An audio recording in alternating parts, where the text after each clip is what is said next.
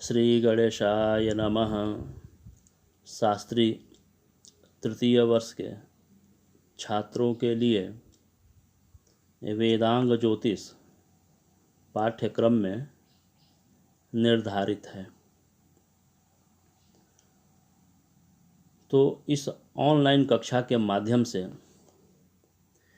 वेदांग ज्योतिष का अध्ययन करेंगे। वेदांग ज्योतिष में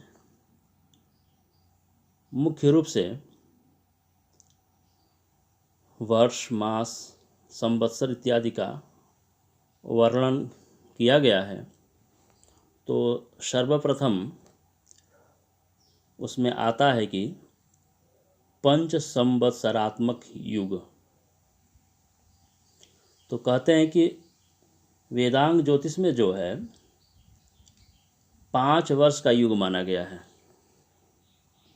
उसके नाम है संवत्सर, परिवत्सर, ईदावत्सर, अनुवत्सर और ईदवत्सर।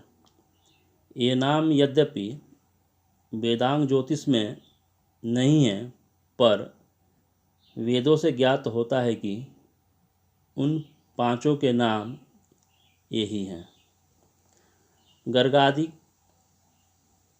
ने भी इस युग संवत्सर के यही नाम लिखे हैं। अब हम देखते हैं कि वेदों में क्या लिखा है। तो ऋग्वेद संहिता में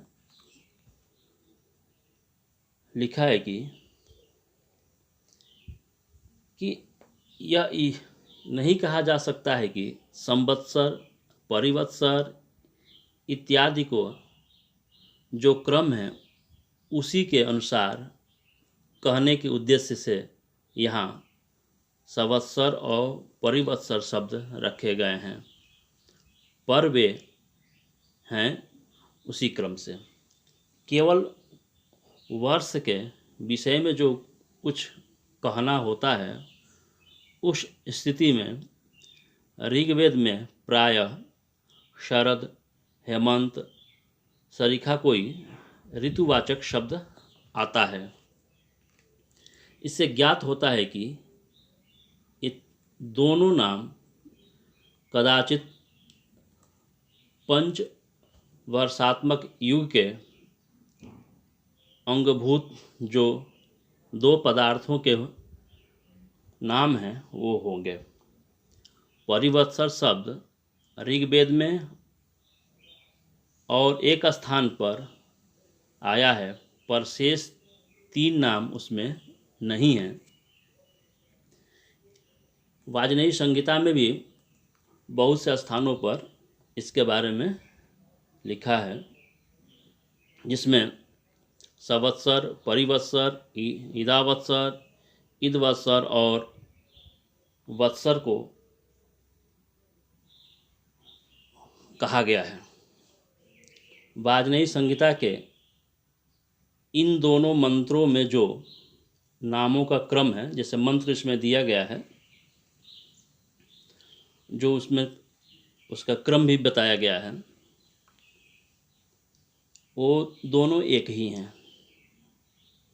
जो और भी जो इसमें मंत्र आते हैं वो जो ऋग्वेद में है वही है। लेकिन तैत्तिरीय ब्राह्मण में लिखा है कि अग्निर्वा संवत्सर, आदित्य, परिवत्सर, चंद्रमा, ईदावत्सर, वायुर अनुवत्सर। अर्थात अग्नि ही वत्सर है, आदित्य परिवत्सर है, चंद्रमा ईदावत्सर और वायु अनुवत्सर है। यहाँ 4 ही नाम हैं। इसमें से प्रथम 3 वाजनेयी संहिता के ही हैं, जो उनका क्रम है। चौथा अनुवत्सर उससे भिन्न है। तो जो वत्सरों का यहाँ पर वर्णन है वो वाजनेयी संहिता में उससे कहीं कहीं भिन्न है। वाजपेयी संहिता में एक जगह लिखा है कि जो चतुर्थ स्थान के यदुवत्सर हैं वो एक से अधिक नाम हैं और सब मिलकर 6 हैं। यहाँ माधवाचार्य ने यदुवत्सर का अर्थ अनुवत्सर किया है। इस प्रकार तैत्तिरीय और वाजपेयी संहिताओं में वत्सर, परिवत्सर इत्यादि नाम अन्य भी बहुत से स्थानों में आए हैं। इस प्रकार कहीं 5, कहीं 6 और कहीं 4 ही नाम आए हैं और वे भी भिन्न भिन्न प्रकार से हैं। अतः निश्चित रूप से यह नहीं कहा जा सकता है कि वेदांग ज्योतिष के पंच संवत्सरात्मक युग के ही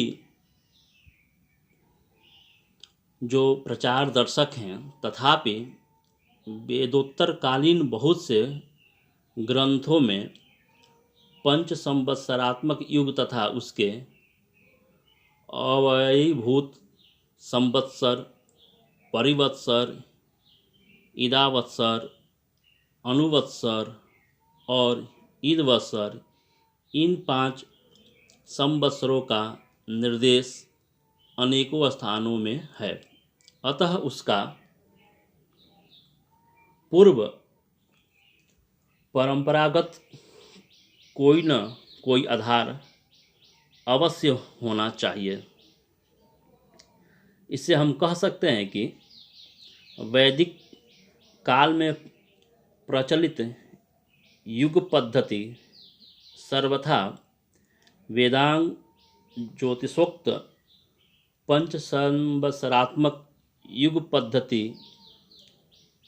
सरीखी न रही हो तो भी उसका कुछ अंशों में इससे साम्य अवश्य रहा होगा। अब आते हैं वर्ष के बारे में। तो वर्ष जो है वो मासों से बनता है। तो वर्ष और तद अंगभूत जो मास हैं उनका पहले हम यहाँ पर विवेचन करते हैं। तो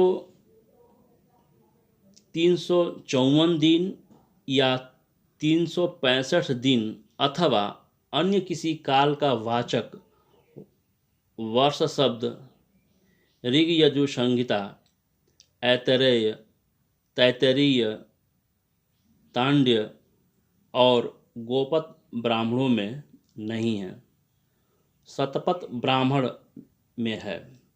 ऋग्वेद में शरद प्रभृति ऋतुवाचक शब्द वर्ष अर्थ में अनेकों बार आए हैं। कुछ स्थानों में संवत्सर और परिवत्सर शब्द भी हैं। दोनों यजुर्वेद में वर्ष अर्थ में शरद और हेमंत इत्यादि शब्द तो अनेकों बार आए ही हैं, परंतु संवत्सर शब्द उनकी अपेक्षा अधिक बार आया है। गोपत ब्राह्मण में वर्ष अर्थ में हायन और वाजपेयी संहिता के निम्नलिखित जो मंत्र है उसमें आया है। जैसे मंत्र है श्रीर्मयि कल्प्यताम अस्मिन् लोके शतसमा, अर्थात जो उनका कहने का तात्पर्य है, जो समाना मास आकृति, अर्थात संवत्सर अर्थ में समा शब्द आया हुआ है।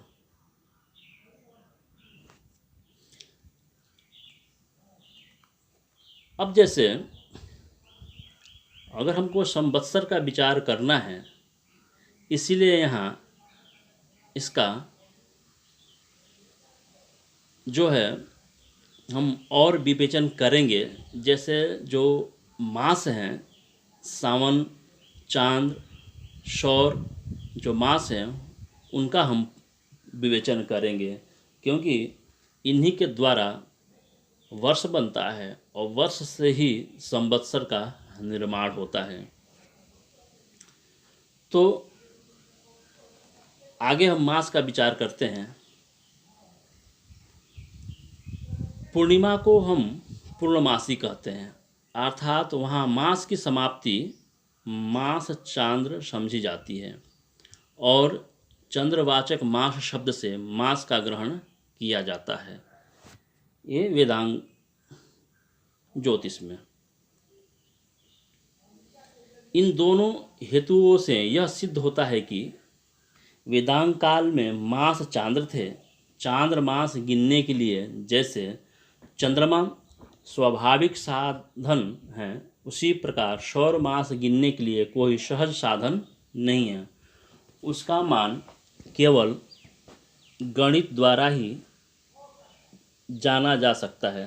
अतः सृष्टि के पश्चात प्रथम सब लोगों के मास चांद्र ही रहे हैं। सौर मास बाद में प्रचलित हुए होंगे।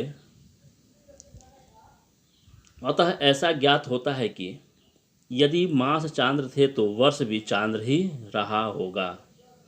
वर्ष सौर पर इसका विचार करना होगा कि वर्ष चांद्र या सौर, और यदि सौर था तो नक्षत्र सौर था या सांपातिक सौर था। अतः यहाँ पहले उन वाक्यों को उद्धृत करते हैं जिनमें वर्ष के मास या दिन का निर्देश है। तो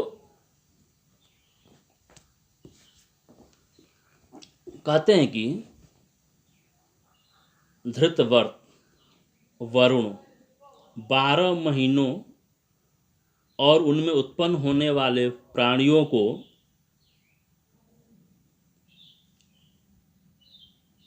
जो होते हैं उनको अधिमास कहा जाता है।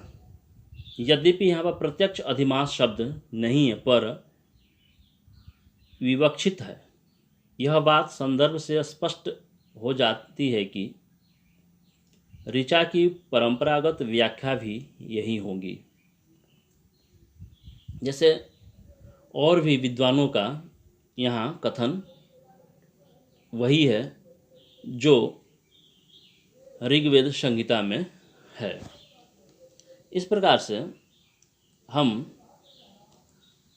वर्ष इत्यादि के बारे में जो वेदांग ज्योतिष में वर्णित है उसको हम जाने। आगे जो है अगले पाठ में हम जानेंगे। धन्यवाद।